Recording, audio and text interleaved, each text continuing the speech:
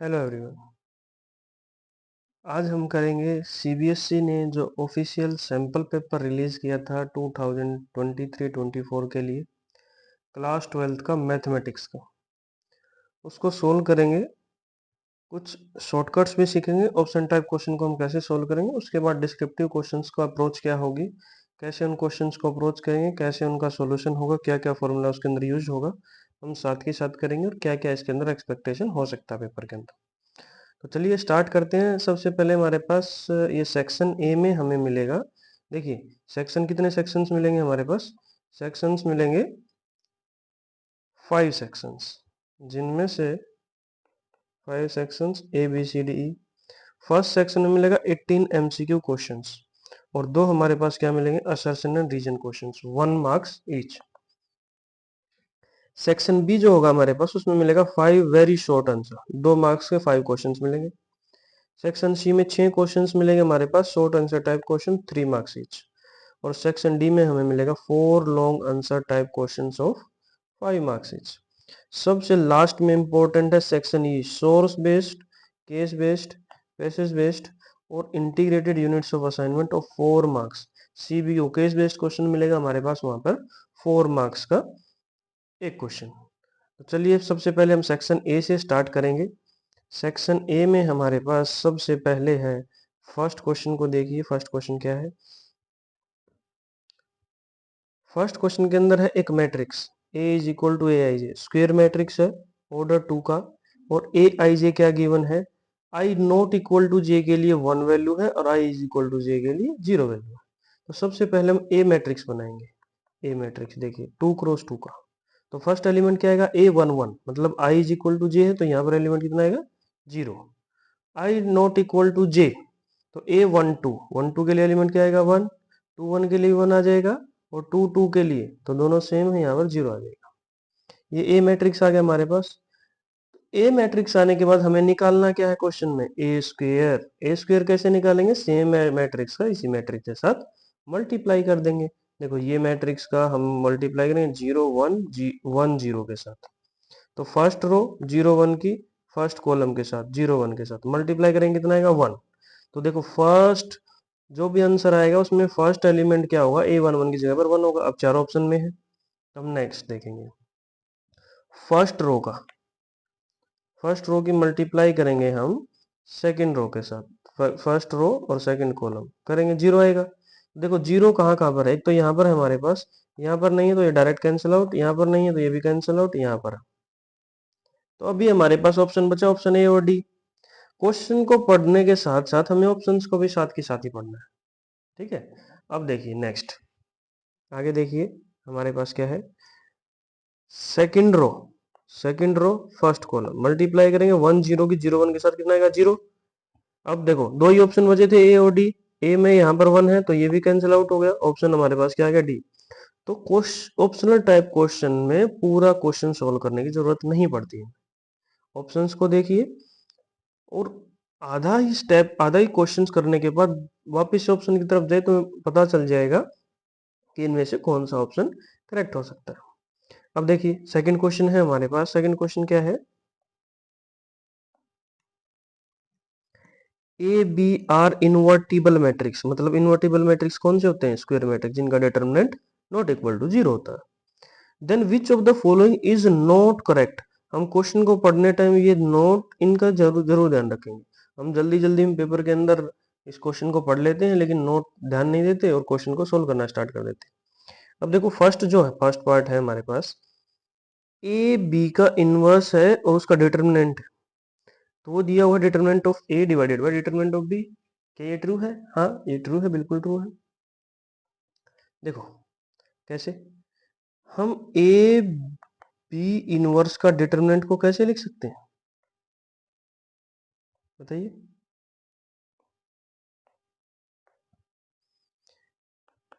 ए का डिटरमिनेंट और B inverse का डिटरमिनेंट। अब बी इनवर्स का डिटरमिनेंट क्या होगा, determinant of A into 1 by determinant of B. अभी बिल्कुल ट्रू है, determinant of A divided by determinant of B, तो ऑप्शन ए इज करेक्ट। जब हम ऑप्शन बी की तरफ जाएंगे तो देखिए ऑप्शन बी है ए बी का होल का इनवर्स का डिटरमिनेंट। तो पहले तो ए बी होल का इनवर्स को ओपन करेंगे, कैसे करेंगे, B inverse into A inverse.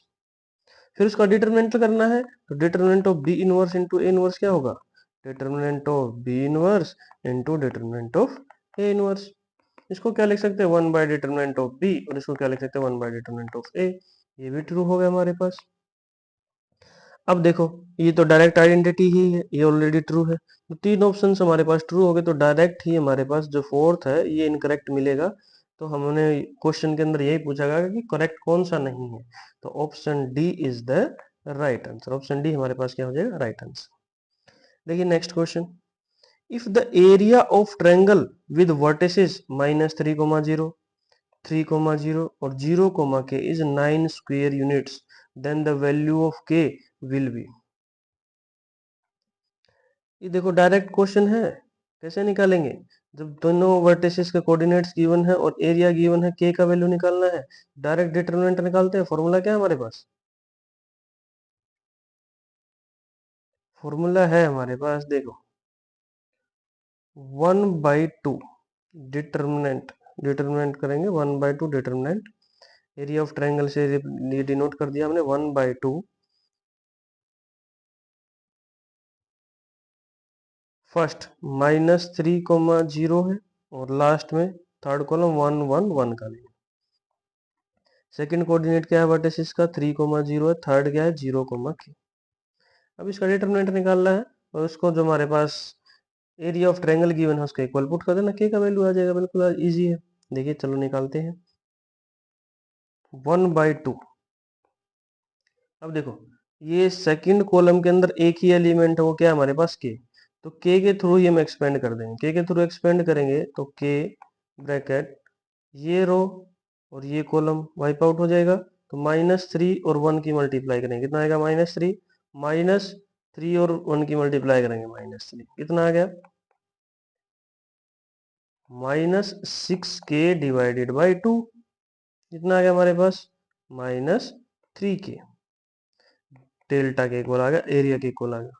जब भी एरिया गिवन होगा तो हम उसको दो टाइप से लिखेंगे, कैसे, प्लस और माइनस दोनों लेंगे। ये बात जरूर ध्यान रखनी है, हमारे पास मिस्टेक यही होती है, जब भी एरिया ऑफ ट्रायंगल गिवन है नो स्क्वायर यूनिट्स, तो उनको दोनों के प्लस और माइनस दोनों लेंगे, तो +-9 is equal to -3k।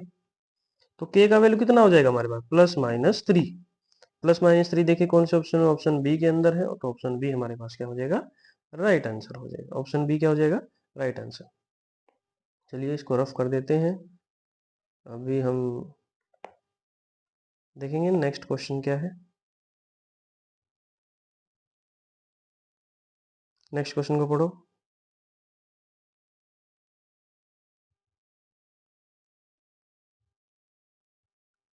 Next question में हमारे पास if f of x is equal to kx divided by mod x if x less than 0 और 3 if x greater than equal to 0 is continuous at 0।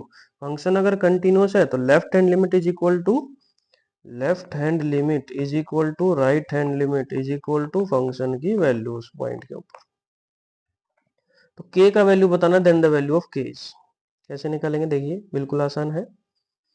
जब x का value less than 0 होगा तो mode x क्या होता है, देखो mod x function ऐसे डिफाइन होता है, mod x -x, x less than 0 के लिए, x greater than equal to 0 के लिए। तो x लेस देन 0 तो मोड x को क्या लिखेंगे, -x।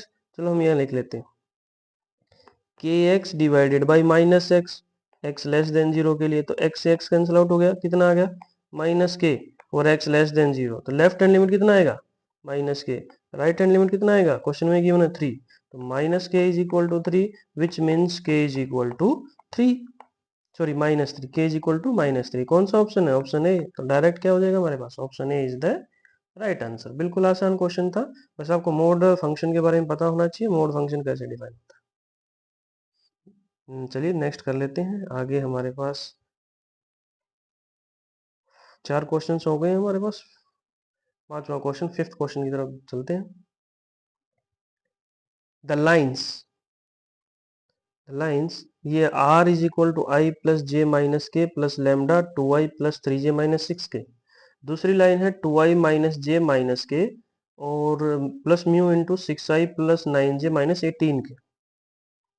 Lambda and mu are the scalars. ये बताना है कि दोनों लाइन कोइंसिडेंट होंगी, स्क्यू होंगी, इंटरसेक्टिंग होंगी या पैरेलल होंगी।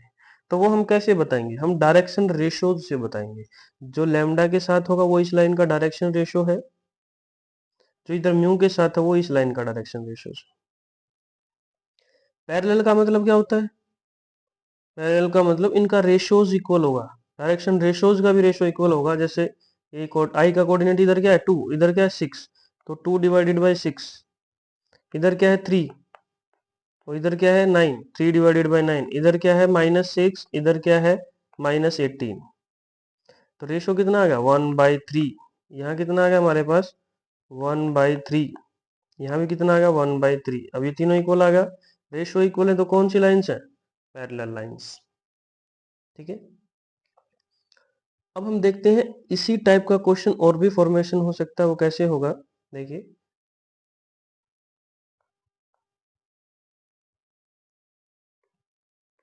ये हो सकता है कि डायरेक्शन रेशियो से पूछा जाए कि वो इंटरसेक्टिंग होंगी या नहीं होंगी। ऐसे डायरेक्शन रेशियो दे जाए, उसमें क्या करेंगे, दोनों डायरेक्शन रेशियोज का अगर दो लाइन इंटरसेक्टिंग है तो b1 डॉट b2 कितना आ जाएगा 0।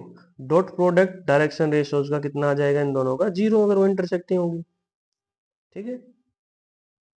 चलिए नेक्स्ट क्वेश्चन है हमारे पास, question number 6। The degree of the differential equation. Degree क्या होगा? हाईएस्ट ऑर्डर डेरिवेटिव जो प्रेजेंट है, इसमें हाईएस्ट ऑर्डर डेरिवेटिव कितना प्रेजेंट है 2। हाईएस्ट ऑर्डर डेरिवेटिव जो प्रेजेंट है उसका जो भी पावर होगा उसको हम क्या बोलेंगे? डिग्री। और हाईएस्ट ऑर्डर डेरिवेटिव प्रेजेंट उसको क्या बोलेंगे? ऑर्डर। तो यहाँ कितना पावर प्रेजेंट है 2, कितना आ जाएगा हमारे पास? Option C is the right answer. बिल्कुल आसान है। ठीक है। चलिए नेक्स्ट क्वेश्चन है question number 7। The corner points of the bounded feasible region determined by a system of linear constraints given है हमारे पास 0 3 1 1 3 0। ये कॉर्नर पॉइंट्स गिवन है और ये फंक्शन गिवन है हमारे पास, objective function z is equal to P X plus Q Y. P Q क्या है? Greater than 0। The condition on P and Q show that the minimum of z occurs at 3,0 and 1,1। यहाँ पर क्या बोला गया है कि जो एलपीपी ये प्रॉब्लम है, ऑब्जेक्टिव जो फंक्शन है वो हमारे पास इन दो पॉइंट्स पर क्या देगा? Minimum value. मिनिमम वैल्यू तो एक ही होगी, तो दोनों पॉइंट का वैल्यू इक्वल पुट कर देंगे। देखो 3,0 पर z का वैल्यू कितना आएगा? x की जगह 3 पुट करेंगे तो 3p प्लस y की जगह 0 पुट करेंगे तो 0। जब 1,1 पुट करेंगे तो z कितना आ जाएगा हमारे पास? 1 पुट करेंगे p प्लस q। अब इन दोनों पॉइंट पर ऑब्जेक्टिव फंक्शन क्या दे रहा है? Minimum value. तो ये दोनों इक्वल होगा, तो 3p is equal to p plus q. तो 2p is equal to q. p का वैल्यू कितना आ जाएगा हमारे पास? q divided by 2। बिल्कुल आसान है। इजी है कि नहीं इजी? तो q बाई 2 ऑप्शन कौन सा होगा हमारे पास? Option B is the right answer. Option B हमारे पास क्या हो गया? राइट आंसर हो गया। चलिए नेक्स्ट क्वेश्चन को पढ़ो। नेक्स्ट क्वेश्चन में क्या लिखा है? Question number 9। क्वेश्चन नंबर 9 है हमारे पास, sorry question number 8। Question number 8 में है A B C D is a rhombus whose diagonals intersect. Whose diagonals कहाँ इंटरसेक्ट करते हैं? डायगोनल्स ये देखिए, whose diagonals intersect at E. Then E A, direction ध्यान रखना, E B E C E D is equal to, ये बताना किसके इक्वल होगा। अगर ए बी सी डी हमारे पास रोम्बस है, चलो रोम्बस बना लेते हैं। ये हो गया हमारे पास ए बी सी डी। ये डायगोनल्स देखो यहाँ से ये आ गया हमारे पास, एक ये डायगोनल है। ये देखो डायरेक्शन यहाँ से यहाँ तक, ये डायरेक्शन ये डायरेक्शन इधर है, ये ई पॉइंट है और ये डायरेक्शन हमारे पास इधर है। तो देखिए ई ए किसके बराबर आ जाएगा हमारे पास? ई ए is equal to E C. ई से लेकर ई तक और ई से लेकर सी तक दोनों इक्वल है। तो ई बी किसके बराबर आ जाएगा वेक्टर के? देखो ई ए डायरेक्शन चेंज होगी, यहाँ डायरेक्शन कितना था, ऊपर जा रही है, यहाँ डायरेक्शन क्या है, नीचे आ रहा है, तो ई ए किसके बराबर आ जाएगा, minus of E C. Negative vector है ये, इसी पॉइंट से यहाँ तक का डिस्टेंस सेम है, डायरेक्शन चेंज है तो नेगेटिव वेक्टर। नेक्स्ट देखो, इधर भी डिस्टेंस सेम है, डायरेक्शन चेंज है तो नेगेटिव वेक्टर। ई डी किसके बराबर आ जाएगा हमारे पास, माइनस ऑफ ई बी। क्या ये वैल्यूज यहाँ पुट कर दें क्वेश्चन के अंदर, ये वैल्यूज यहाँ पुट कर दें तो कैंसिल आउट नहीं हो जाएगा। ये हमारे पास किसके बराबर है, माइनस ई सी के।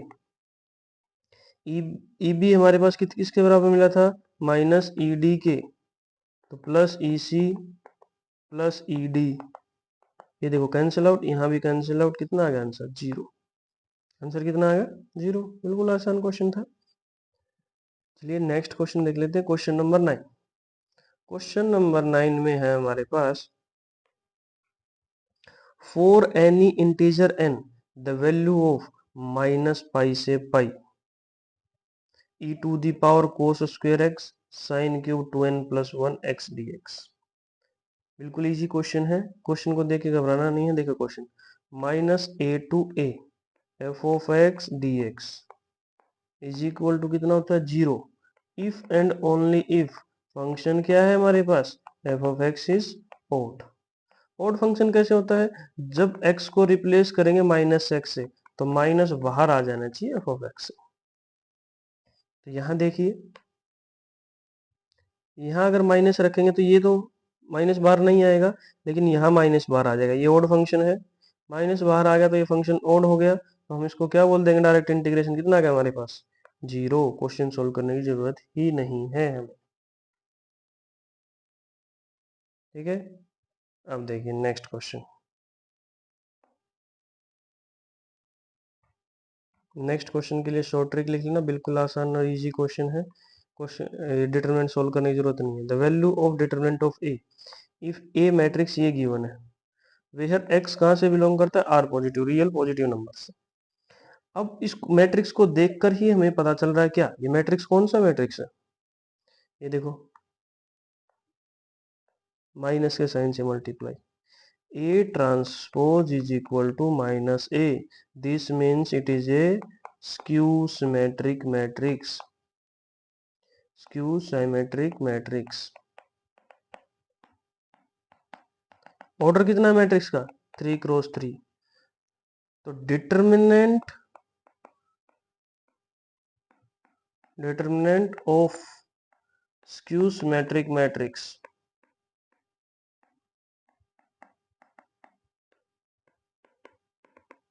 ऑफ ओड ऑर्डर कितना आ जाएगा, zero, always zero.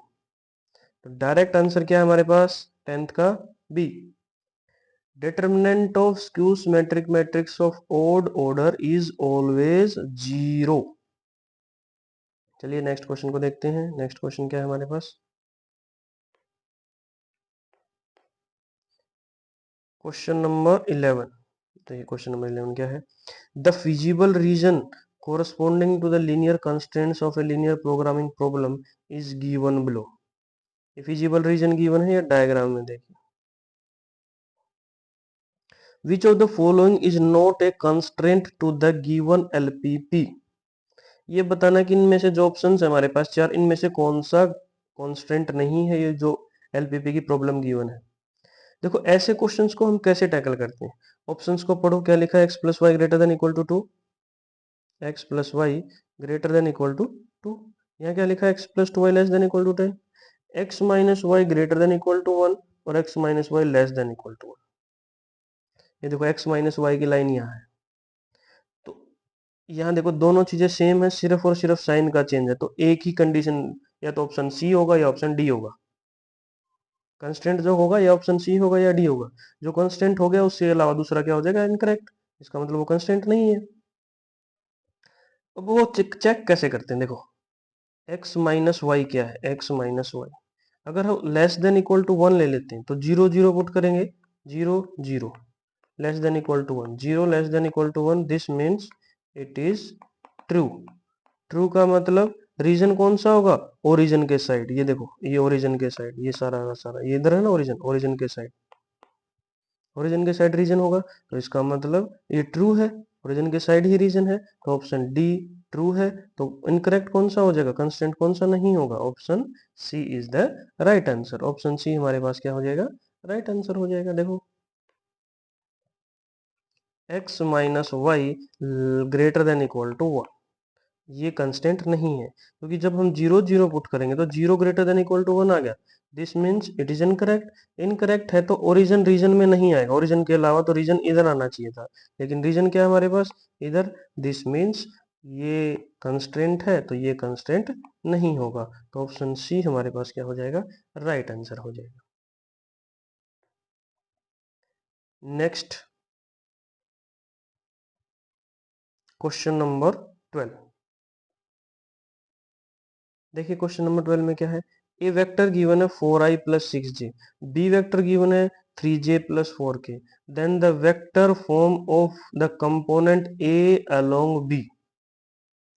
Vector form निकालना है ए वेक्टर का अलोंग बी, तो जिस वेक्टर के अलोंग हम निकालते हैं वो वेक्टर आना चाहिए, बी वेक्टर के अलोंग निकालते हैं तो बी वेक्टर आना चाहिए। अब देखो बी वेक्टर क्या है, 3j प्लस 4k, देखो कौन से ऑप्शन में 3j प्लस 4k है, यहाँ नहीं है, यहाँ है, यहाँ भी नहीं है, तो यहाँ भी नहीं है, तो ऑप्शन बी हमारे पास क्या हो गया, राइट आंसर। क्वेश्चन को सोल्व करने की जरूरत ही नहीं पड़ी, ठीक है। ये इंपॉर्टेंट चीजें होती हैं ऑप्शनल टाइप क्वेश्चन में, कि क्वेश्चन को पढ़ो, ऑप्शन को पढ़ो, तुम्हें पता होना चाहिए क्वेश्चन को सोल्व कैसे करते हैं, मतलब क्या आना चाहिए। अब देखो component of A along B में बी वेक्टर आना चाहिए, अब बी वेक्टर कहाँ है, सिर्फ और सिर्फ ऑप्शन बी में है, तो डायरेक्ट बी ऑप्शन है। फिर भी फॉर्मूला मैं लिखवा देता हूँ, जिसको नहीं पता, जिसको फॉर्मूला लिखना है वो नोट डाउन कर लीजिए, आगे कोई भी क्वेश्चन आएगा तो आपको क्वेश्चन करने में आसानी होगी। देखो फॉर्मूला आएगा हमारे पास, a vector dot b vector divided by b vector का मैग्नीट्यूड का स्क्वायर, और उसके साथ क्या डॉट प्रोडक्ट करेंगे, बी वेक्टर का। देखो बी वेक्टर आ गया, नहीं आ गया, बी वेक्टर की डॉट प्रोडक्ट किया, तो बी वेक्टर कौन से ऑप्शन में है, सिर्फ और सिर्फ सी में, तो सी हमारे पास क्या हो जाएगा, राइट आंसर हो जाएगा। चलिए नेक्स्ट क्वेश्चन देख लेते हैं। नेक्स्ट क्वेश्चन है हमारे पास,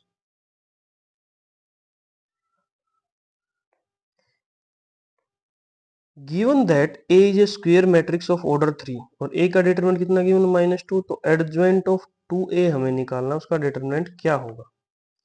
बिल्कुल आसान क्वेश्चन है, आसान कैसे है, देखो adjoint of a, adjoint of a का डिटरमिनेंट क्या होगा, डिटरमिनेंट ऑफ ए का पावर n-1, n क्या है, ऑर्डर 3, तो यहाँ पर एडजॉइंट ऑफ 2a, मैट्रिक्स क्या है हमारे पास 2a, इसका डिटरमिनेंट कितना आ जाएगा, जो भी मैट्रिक्स है उसका पावर n-1, और कितना है 3, 3 - 1 कितना हो जाएगा 2, तो हमें अब डिटरमिनेंट निकालना है 2a का होल स्क्वायर। देखिए अब कैसे निकालते हैं, डिटरमिनेंट ऑफ के ए क्या आता है, k to the power n into determinant of a, तो डिटरमिनेंट ऑफ 2a कितना आ जाएगा, 2 का power 3 into determinant of a। अब ये वैल्यू यहां पुट कर दें इसके अंदर, अगर इसके अंदर हम पुट करेंगे तो हमारे पास कितना आ जाएगा, 2 का cube into determinant of a और उसका पावर 2, तो 2 का क्यूब कितना होगा 8, डिटरमिनेंट ऑफ a कितना है, क्वेश्चन में गिवन है, कितना गिवन है हमारे पास -2, तो 8 इंटू -2 उसका पावर 2, तो ये कितना हो जाएगा 2 का पावर 4 और उसका पावर 2, तो 2 का पावर कितना हो गया हमारे पास 8, ऑप्शन डी में है 2 का पावर 8, ऑप्शन डी हमारे पास क्या होगा, राइट आंसर। देखो क्वेश्चन को देख के घबराना नहीं है, सबसे पहले हमने प्रॉपर्टी कौन सी यूज की, ये एडजॉइंट ऑफ ए का डिटरमिनेंट किसके इक्वल है, determinant of A to the power n-1, ये प्रॉपर्टी हमने यूज की यहाँ, ये हो गया हमारे पास। अब देखो के ए का डिटरमिनेंट किसके बराबर आता है, k to the power n into determinant of a, तो डिटरमिनेंट के अंदर हमारे पास क्या था 2a, तो 2 को बाहर लेके आएंगे तो 2 का क्यूब बाहर आ जाएगा इंटू डिटरमिनेंट ऑफ ए, तो ये वैल्यूज यहाँ पुट करेंगे, देखो यहाँ यहाँ पुट किया हमने, यहाँ पुट कर दी तो ये आ गया हमारे पास इसका स्क्वायर। तो टू का पावर, ये टू का पावर 3 है, ये टू का पावर 1 है, तो टू का पावर कितना होगा 4, उसका पावर कितना है 2, वो कितना हो जाएगा टू का पावर 8। बिल्कुल इजी है।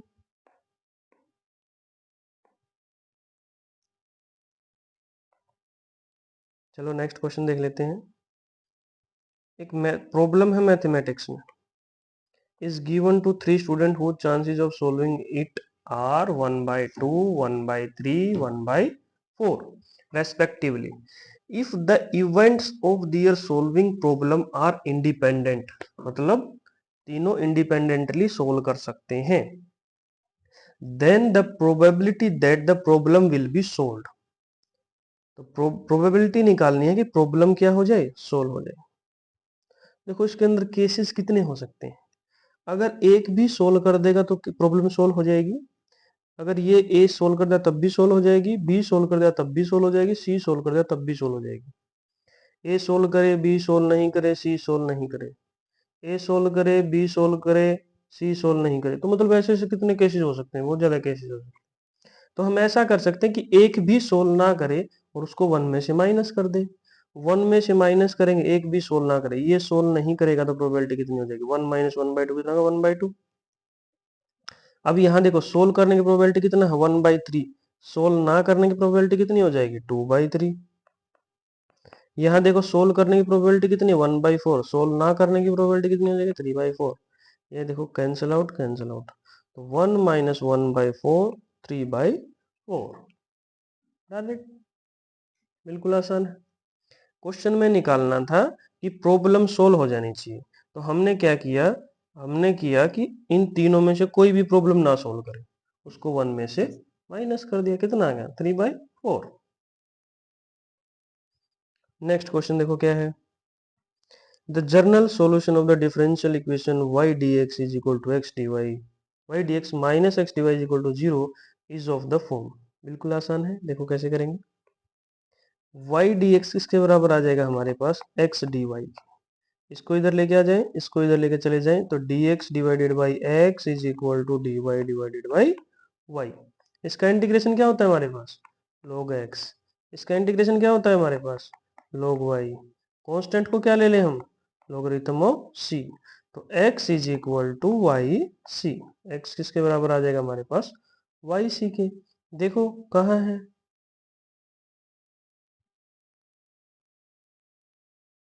x is equal to y c या y is equal to x c. इसको c को इधर लेके मल्टीप्लाई कर दो, तो c x 1/x/c is equal to y. देखो ये आ गया, इसको दूसरा कॉन्स्टेंट लेट कर लेते हैं, नहीं तो दोबारा भी इसको ऐसे भी कर सकते हैं। देखिए यहाँ सोल्व करके दिखाते हैं इसको। देखिए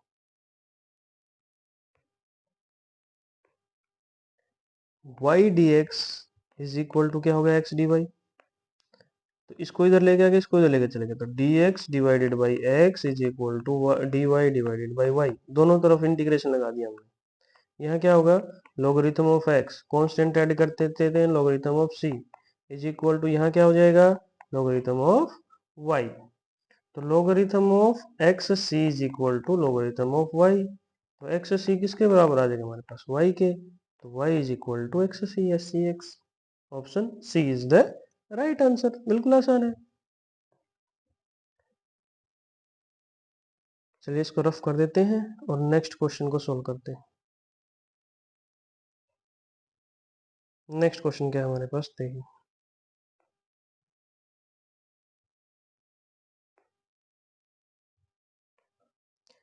the value of lambda for which the two vectors this and this are perpendicular, दो वेक्टर्स परपेंडिकुलर कब होते हैं, जब उन दोनों का डॉट प्रोडक्ट किया जाए a1 dot a2 is equal to 0। Dot product हम कैसे करते हैं, i का कंपोनेंट क्या है इधर 2, इधर क्या है 3, इन दोनों का मल्टीप्लाई 2 मल्टीप्लाई 3 कितना हो जाएगा 6, इधर क्या है -1, इधर क्या है लैम्डा, तो -1 और लैम्डा की मल्टीप्लाई माइनस लैम्डा, इधर क्या है 2 और इधर क्या है हमारे पास 1, 2 और 1 की मल्टीप्लाई 2 किसके बराबर आएगा 0 के, डॉट प्रोडक्ट किसके बराबर आएगा 0 के, तो 8 minus lambda is equal to 0, 8 is equal to lambda, lambda का ही वैल्यू हमने निकालना था, ऑप्शन डी हमारे पास क्या हो जाएगा, राइट आंसर हो जाएगा। ठीक है, बिल्कुल आसान है। अब ये देखिए, इसको भी रफ कर देते हैं, नेक्स्ट क्वेश्चन की तरफ चलते हैं। नेक्स्ट क्वेश्चन है हमारे पास, the set of all points where the function f of x is equal to x plus mod x is differentiable. ये बताना कि कहाँ पर फंक्शन डिफरेंशिएबल होगा। अब ये x है, ये तो हर जगह डिफरेंशिएबल है, लेकिन मोड x कहाँ पर डिफरेंशिएबल नहीं होता, जीरो पर डिफरेंशिएबल नहीं होता। तो जिस सेट में भी जीरो होगा वो सेट डिफरेंशिएबल नहीं होगा। देखो यहाँ भी जीरो नहीं है, यहाँ भी जीरो नहीं है, यहाँ भी जीरो नहीं है, यहाँ जीरो है, तो ये तो ऑप्शन डायरेक्ट कैंसल आउट हो गया। ठीक है, अब कैसे निकालेंगे, देखिए जी सिर्फ जीरो पर डिफरेंशिएबल नहीं होता, ओनली एट जीरो, जीरो पर डिफरेंशिएबल नहीं होता। तो हम जीरो को छोड़ के बाकी हर जगह पर डिफरेंशिएबल होगा। तो वो कौन सा ऐसा सेट है जिसमें सिर्फ जीरो नहीं है, बाकी सारे एलिमेंट है रियल नंबर का, यहाँ पर भी पॉजिटिव नंबर्स नहीं है, यहाँ पर नेगेटिव नंबर्स नहीं है, तो दोनों कैंसिल आउट हो जाएंगे। यहाँ पर जीरो नहीं है लेकिन पॉजिटिव और नेगेटिव बाकी सारे नंबर्स हैं, तो ऑप्शन सी हमारे पास क्या हो जाएगा, राइट आंसर हो जाएगा। एक शॉर्टकट, एक ट्रिक मैं बता देता हूँ। जब भी मोड फंक्शन आएगा कोई भी, और ये पता पूछा जाए कि वो डिफरेंशिएबल कहाँ नहीं है, तो डायरेक्ट एफ ऑफ एक्स को इक्वल टू जीरो पुट कर दो। जो भी पॉइंट्स आएंगे उन पर फंक्शन डिफरेंशिएबल नहीं है।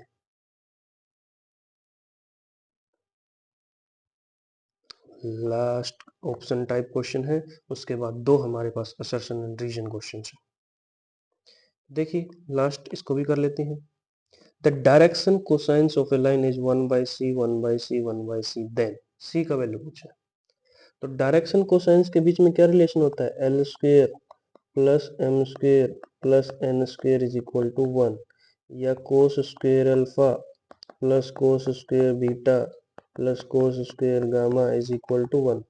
तो यूज करो 1/c का स्क्वेयर प्लस 1/c का स्क्वेयर प्लस 1/c का स्क्वेयर इज इक्वल टू 1। तो 3/c का स्क्वेयर इज इक्वल टू 1। तो c का स्क्वायर किसके बराबर आ जाएगा, 1/3 का। c का value plus minus sorry c square किसके बराबर आ जाएगा, c स्क्वायर को इधर मल्टीप्लाई कर दो, c square is equal to 3। c का वैल्यू कितना आ जाएगा, प्लस माइनस अंडर रूट 3। कहाँ पर है, ऑप्शन सी के अंदर है, तो ऑप्शन सी हमारे पास क्या हो जाएगा, राइट आंसर हो जाएगा। ऑप्शन सी क्या हो जाएगा, राइट आंसर हो जाएगा। चलिए नेक्स्ट पढ़ लेते हैं क्या लिखा हुआ है। Assertion and reason questions.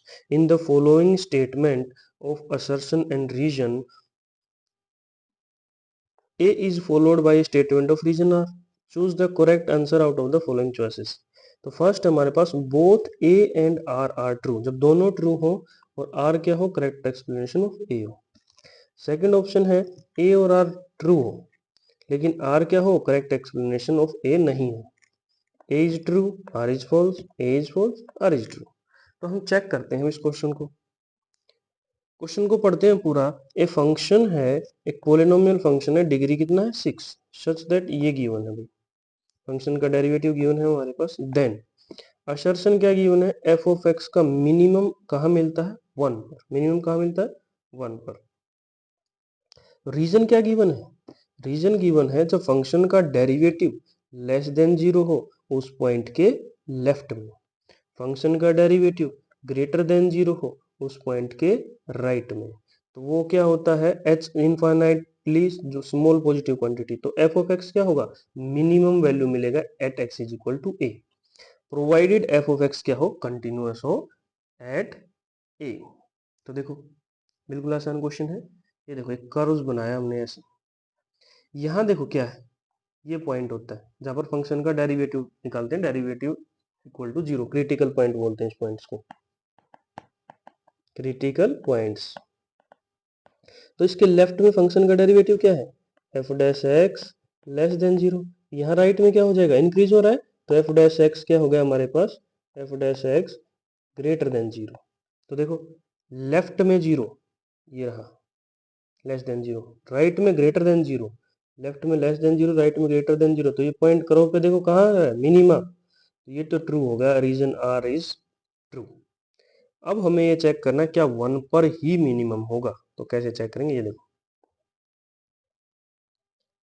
ये फंक्शन का डेरिवेटिव गिवन है, ये गिवन है। डेरिवेटिव इक्वल टू 0 पुट के क्रिटिकल पॉइंट निकालते हैं। क्रिटिकल पॉइंट आ गया हमारे पास 1 और 3। इस डेरिवेटिव को इक्वल टू 0 पुट करेंगे, क्रिटिकल पॉइंट क्या आ जाएगा 1 और 3। तो पूछा है कि फंक्शन का मिनिमम कहाँ होगा 1 पर। तो 1 से लेफ्ट में कोई भी वैल्यू पुट करेंगे। 1 से लेफ्ट में हमने 0 पुट कर दिया, यहाँ 0 पुट करोगे तो कितना आ जाएगा, -1 का पावर 3 -1। यहाँ 0 पुट करोगे तो -3 का power 2 9, which is equal to -9, मतलब लेस देन 0। तो ये ट्रू हो गया, लेस देन 0 आ गया हमारे पास। ये देखो 1 से ग्रेटर और 3 से लेस, तो 2 वैल्यू पुट करेंगे। तो 2 यहाँ पुट करोगे, 2 - 1 कितना आएगा 1, मल्टीप्लाई 2 - 3 कितना आएगा -1 का स्क्वायर, वो कितना आ जाएगा 1, which is greater than 0, greater than 0। तो दोनों कंडीशन सेटिस्फाई कर गया। इसका मतलब फंक्शन क्या है, मिनिमम वैल्यू है कहाँ पर, 1 पर मिनिमम वैल्यू है। तो डायरेक्ट हमारे पास ए एंड आर दोनों ट्रू हो गया, और आर क्या हो गया, राइट एक्सप्लेनेशन या correct explanation of A. Option A is the right answer. Next last question कर लेते हैं अभी के लिए। लास्ट क्वेश्चन जो हमारे पास है असर्शन एंड रीजन का, ये देखो, द रिलेशन एफ, ये सेट से एक्स वाई जेड पी पे, ये गिवन है, एफ क्या गिवन है 1x 2y 3z। ये बाइजेक्टिव फंक्शन, बाइजेक्टिव फंक्शन कौन सा होता है, जो 1 1 भी हो और ऑन टू भी हो। नेक्स्ट रीजन क्या गिवन है, ए फंक्शन है 1 2 3 से एक्स वाई जेड पी पर such that 1x 2y 3z क्या है हमारे पास 1 1 फंक्शन है।